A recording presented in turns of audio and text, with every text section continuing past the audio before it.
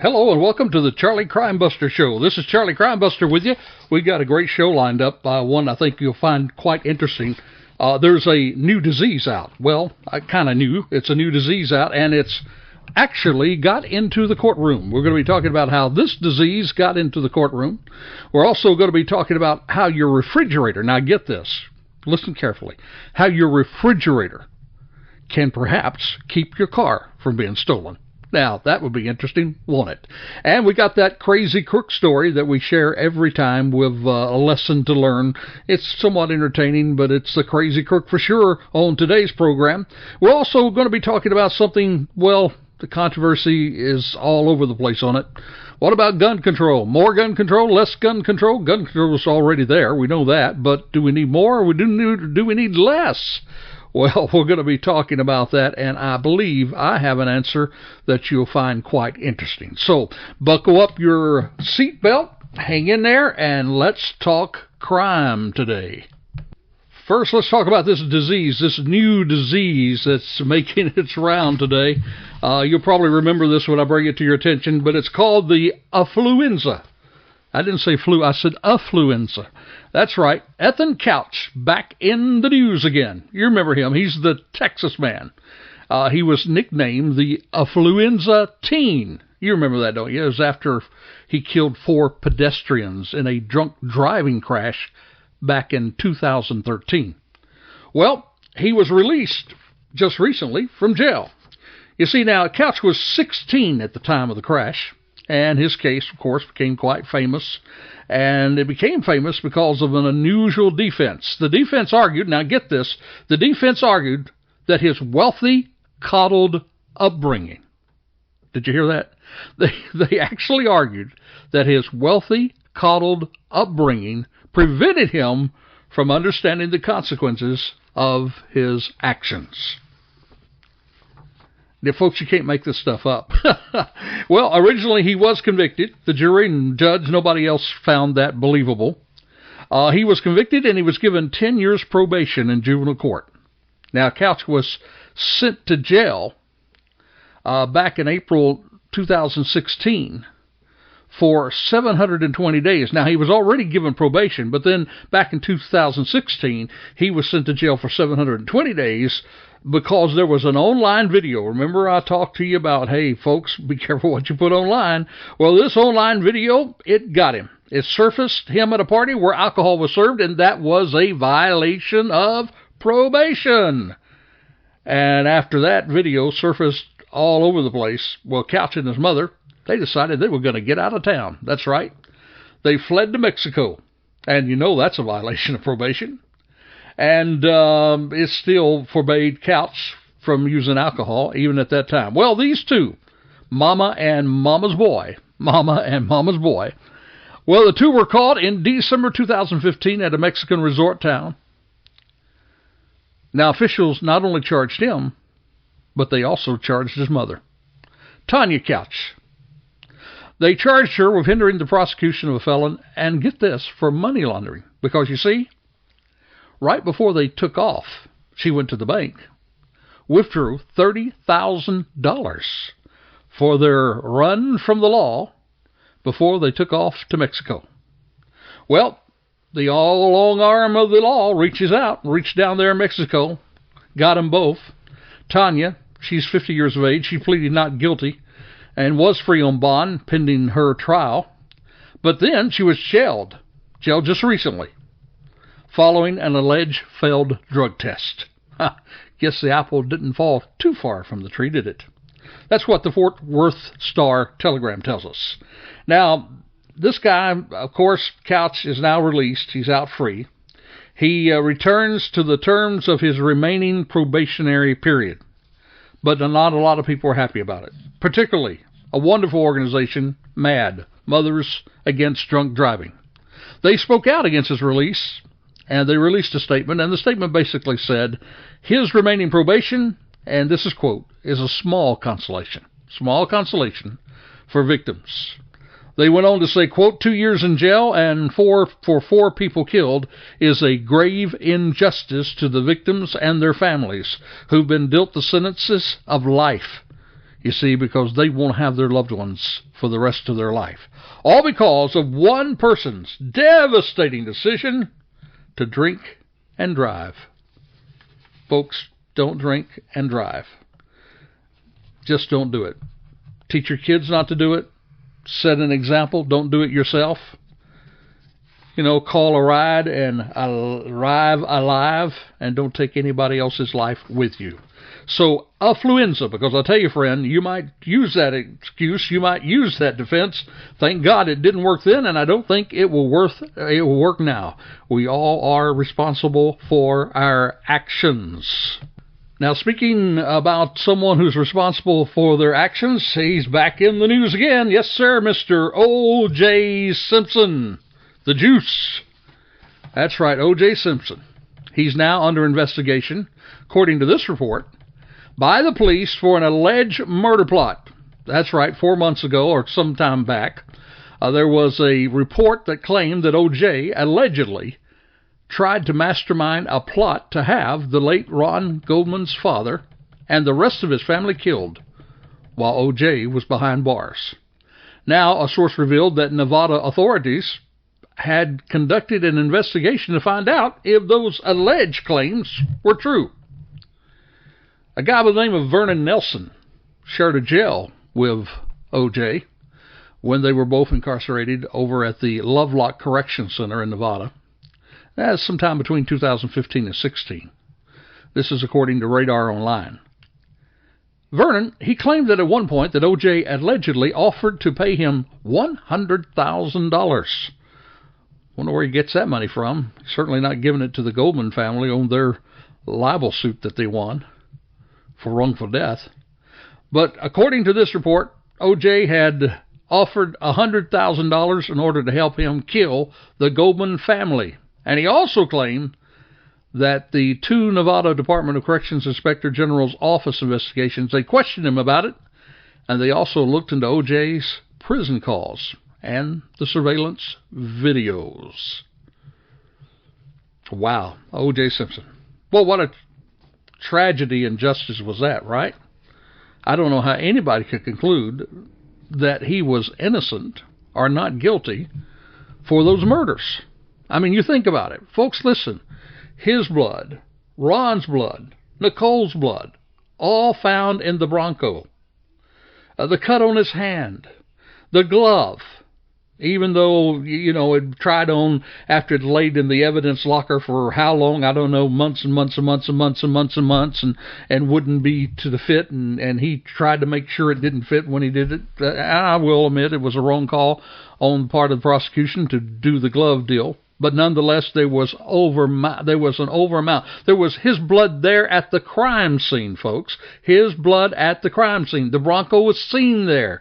There's so much evidence there that it goes beyond my imagination how he could have been found not guilty. Well, anyhow, what goes around comes around, I guess. He went to jail, as you all know, for that fiasco with him trying to retrieve what he called his stolen relics were. And now it says that even while he was in jail, according to this report, he was even contemplating having the family murdered. Folks, just mark it down. It still goes back to that terrible, terrible thing that we talk about often on the program, domestic violence. Domestic violence takes over 1,700 women last year lost their lives in domestic violence, and it's something that if you know somebody who's going through some sort of domestic violence situation, by all means get them to the domestic violence hotline. Get them help. Find them help in any way that you possibly can, because, my friend, you just may be saving their life as you do it. Well, let's lighten it up just a little bit. It's time for our crazy crook story. As you know, we tell a crazy crook story. Some people call them dumb crooks. We call them crazy crooks. And this one comes from Ohio. Ohio, there's a suspect, actually a suspected gun thief. gun thief. He was arrested. Now get this. This is the twist on it. He was arrested, but he was arrested 2.5 years after the crime. And there's a reason that happened. Robert Mullins, 23 years of age, faces charges of burglary, theft, and safe cracking. Now, police say that Mullins, up in Ohio, had been working to fix up and remodel a home on Martini Road up at the Daly Township in Ohio. Back in September 2015, according to the court papers. Mullins and there were 3 others. They broke into a large gun safe using an axe and a sledgehammer. Police say they stole 8 guns, including an AK-47 and an AR-15. We're going to be talking about those rifles in a few moments with the remainder of the program. But the thieves also stole electronics. Altogether, the stolen items are worth about more or less $9,000. Now, according to court papers, get this. Here's where it gets crazy. Mullins helped himself to an energy drink. That's right. He helped himself to an energy drink right from the refrigerator inside the home. Yep, and you guessed it. He left the can behind after the robbery. And you know what happens next, don't you? Well, he got fingerprints. Even better than that. DNA. DNA taken from that can. You see, there were no hits right off the bat because the DNA was taken from Mullins after another arrest in December 2017. And so then they had his DNA in the system. There was a hit, tied him back to that burglary way back there in 16. Judge ordered Mullins held on a $350,000 bond during his arraignment. He's been in jail for a while now because he was also arrested on arson, assault, domestic violence, criminal damaging, and another domestic violence charge. That's our crazy crook of the day. Yes, sir. He decided he had to have an energy drink. Well, he had to help himself to the refrigerator. You know, it's amazing. When I was on the street, I would conduct burglary investigations, and I would always ask the victims, please check your refrigerator. They looked at me like I was crazy. And then they walked in there, and they were amazed because lots of times when people come in to break into homes, they help themselves to the refrigerator. Well, thank God that this guy, Ethan did, and because he did, he got caught because he was crazy. He was dumb to get involved in crime in the first place. We also always leave a little time for some cybercrime news to get to our listeners that we think that is helpful to them. And we're going to be telling you how your refrigerator can help keep your car safe. That's right, your refrigerator. We'll get there in just a moment. Also, let me remind you that in cyber news today, of course, a lot about Facebook. If you'd like to know more information about Facebook and what's happening out there, why don't you check out Charlie Crimebuster Twitter? Just Google us sometime, Charlie Crimebuster Twitter. Go down the Twitter feed and you'll find a lot of tweets about Facebook, how you can erase your history there, and if you should or you should not do so. A lot of information there. That's Charlie Crimebuster Twitter. Charlie Crimebuster Twitter. And as usual, if you have any questions or any comments you'd like to make, feel free to drop us a line by email. You can reach us at charliecrimebuster@gmail.com. charliecrimebuster@gmail.com. All right, David Jameson, he was the Police and Crime Commissioner for the West Midlands Police Department. He said that a number of car thefts there in the area doubled in the past 2 years. Now get this, the thieves are exploiting technology to steal vehicles from driveways and car parks. You see, the technology has been designed, of course the reason we have it is for convenience for us.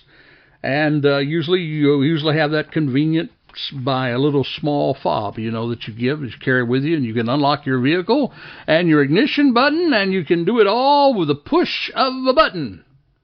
Great, right? Well, not so fast. Criminals are now taking advantage of it. They have devices. They're called relay boxes that you can actually buy on Amazon and eBay for not too much money. And once you buy those boxes, then you take that box and you actually get close to the house and then close to the car. That relay box will take the electronic message, and open up the car, and in and out of sight goes your car. Manufacturers insist that cars are more secure than ever, but police are now urging drivers to do their best to stop car thieves in their tracks. Some of the advice that they give you is, number one, try using a steering wheel lock. The old-fashioned steering wheel lock will impede thieves often and keep them from taking your car. Store your fob in a biscuit can or some kind of can or your special case to protect it. Or, get this, also read, you can put it in your refrigerator. Put it in your refrigerator. It'll keep the thieves from taking your car and selling it for cash. Excuse the pun. Keep your fob well away from exterior walls and doors. And another idea you might want to do is you might even contact your dealer. Contact your dealer to see if that fob can be switched on and off, or if there's any software updates that might help you to keep someone with a relay box coming by your home and taking your car. That's our cyber news for the day. Speaking of news, we're going to be talking about some gun news now, and we're going to get to the heart of the matter of gun control. Do we need more gun control or less? Notice I said more or less because there's already gun control there. But do we need more or do we need less? We're going to talk about that in just a moment, so hang with us.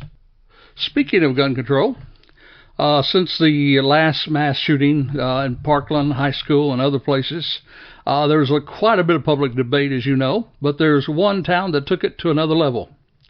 The Chicago suburb of Deerfield, Illinois. Now, they voted just recently to ban the possession, sale, and manufacture of assault weapons and large-capacity magazines.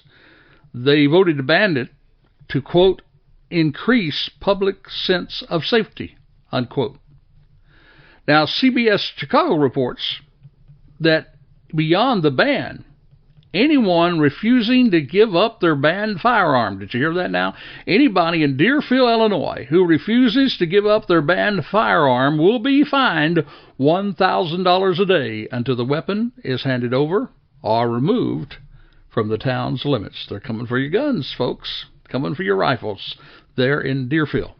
Now, the ordinance goes on to state the possession, manufacture, and sale of assault weapons in the village of Deerfield is not reasonably necessary to protect an individual's right of self-defense or the preservation or efficiency of a well-regulated militia.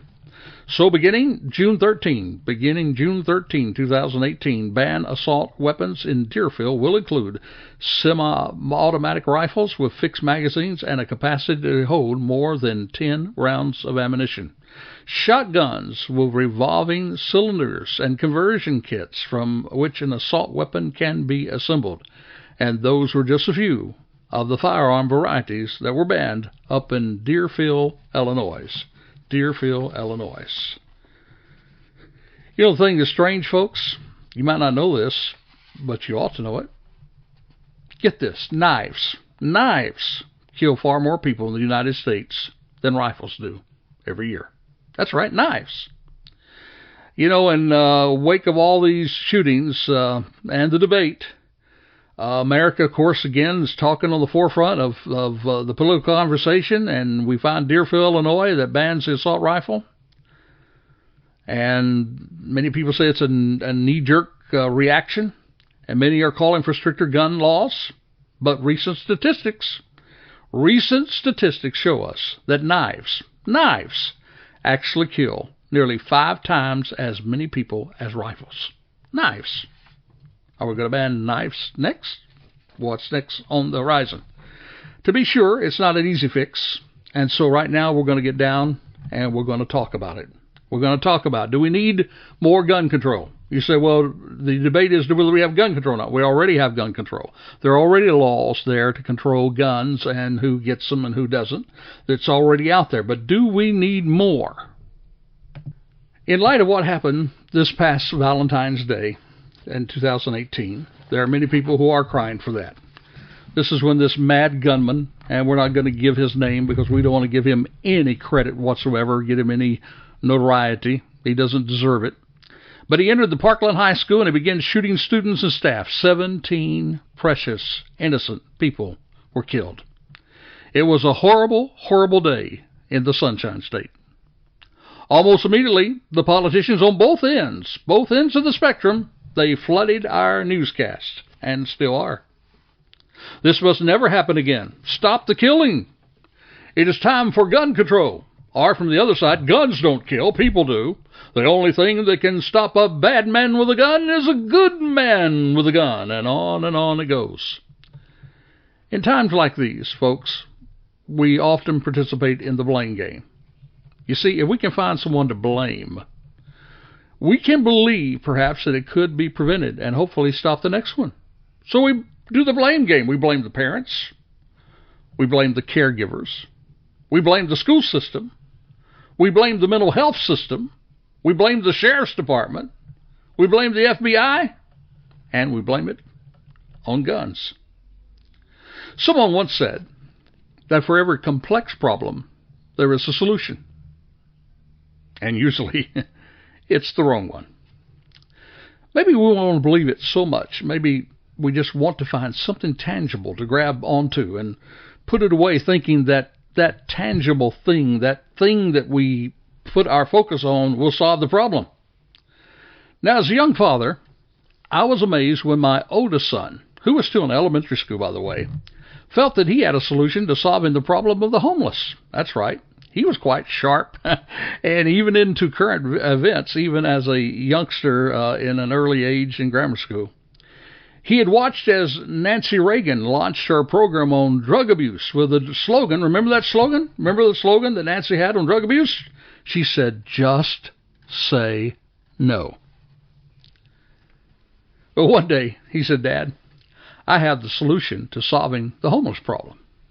Now, always the proud father, my heart swelled with pride, and I asked, "Well, how do we do that, son?" "It's simple," he said. "Just buy a house.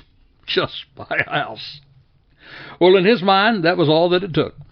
He found the solution to solve the homeless problem in America, and it was of good intention, and it made sense to him that we could all just buy houses for all the homeless people, and that'd solve all the problems. Well, I'm afraid in much the same way there are those who think if we can just control guns, we can stop the killing. Just control guns replaces just buy a house in solving society's problem with mass shootings. Just as my son had good intentions, I believe that there are many out there who think that gun control is the answer. They have good intentions, more gun control, they say. However, the solution sometimes can cause far more harm than good and impact the lives of innocent people who have a right to defend themselves. You see, ladies and gentlemen, we need to understand some things about what's happening with this idea of just controlling guns to be more of the solution. Somebody said a myth, in fact, in the dictionary, a myth is defined as a widely held but false belief or idea. The myth is that if we can control guns, we can keep people from getting killed. But yet from the very first murder, by the way, which was before guns was even invented, people have killed one another. 622,000 people were killed during the Civil War. Americans killed other Americans. Weapons were not nearly as advanced as today's weapons, and yet brave young men were killed in masses. The weapons were instruments that defended at times and then invaded at other times. However, it was really pride and prejudice and strife and hatred that was the root reason for this terrible waste of life. You see, it was the mentality of the age more than the metal shooting instruments that caused this carnage of lives. In the same way, a mindset that feels that life is not worth living anymore. Did you hear that? Mindset that says life is not worth living anymore. That, my friend, is the leading cause of death by gunshot. Because, ladies and gentlemen, 2/3 of people who are killed in this country by guns kill themselves. They do not feel that life is worth living anymore. It is the way out that they seek. They seek a permanent solution to a temporary problem. You see, controlling guns is not the answer there, my friend. The answer is bringing hope to the hopeless. That's the kind of thing we should be working on to get this horrible number down. While school shootings, Parkland, Florida, mass shootings, Las Vegas, Orlando, while these shootings capture our attention, there are far more people that are killed in 101 murder. Our streets are filled with gangs, drive-by shootings that produce the news stories that fill our screens every day. Many of these thugs and gangs that take innocent life that are at the wrong place at the wrong time, or maybe even at the right place at the wrong time. Now, seriously, do you really think that these types of persons that already break the law and bring in illegal drugs, human trafficking, and weapons into our community, do you really think they're going to stop because we pass some sort of gun control law? Chicago has some of the strictest gun control laws, and yet they are accounted for more than 20% rise in U.S. homicides in 2017. Folks, let's do more than march on our streets. Marching may make us feel good and even get good press, but we'll then wake up the next morning and continue to read of precious young lives that are killed in the crossfire of dangerous gangs and thugs. Our heart breaks at the 17 innocent lives that were lost with a mad gunman at Parkland School. We all want to make our schools safer. Yet, while 17 innocent lives were killed there, last year, 1,700 women were killed by domestic violence. Do you realize that Congress already makes it illegal for anyone convicted of domestic abuse? Even a misdemeanor, they make it illegal for that person to buy a firearm. And yet 1,700 women were killed. My friend, the answer is more enforcement of the laws that we already have, rather than making more laws. More enforcement can make a difference in people who die by the hands of their significant other. Laws that stop people from violent behavior needs to be enforced rigorously.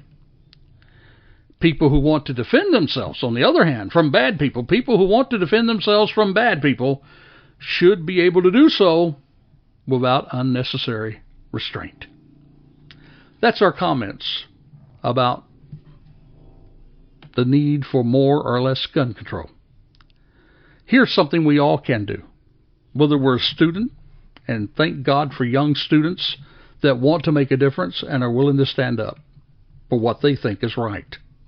Whether you're a young student or whether you're a grandparent, there are some things we can do. Number one, find the suicide hotline. Get that number handy. Better yet, put it in your phone. Pass it out to people that you see who are feeling hopeless. Get them help. Number two, get the domestic abuse hotline. You can find it easy on your phone. Just Google it. Put it in your phone. Pass it out to anybody you know that's going through a domestic violence situation. Even if you suspect they are, take that extra step and say, hey, keep this with you. It may come in handy. And if not, you can pass it on to someone else. And thirdly, get involved in your community. Drugs, human trafficking, all of this violent behavior can no longer be tolerated in America. People who break the law and hurt, harm, or kill innocent people need to realize that that behavior will not be tolerated. Stand for justice. Make that stand tall. We need it now more than ever. This is Charlie Crimebuster, and this has been another Charlie Crimebuster show. If you have comments or you have questions or we can be of help, contact us. CharlieCrimebuster@gmail.com. CharlieCrimebuster@gmail.com. Till this time next time, stay safe.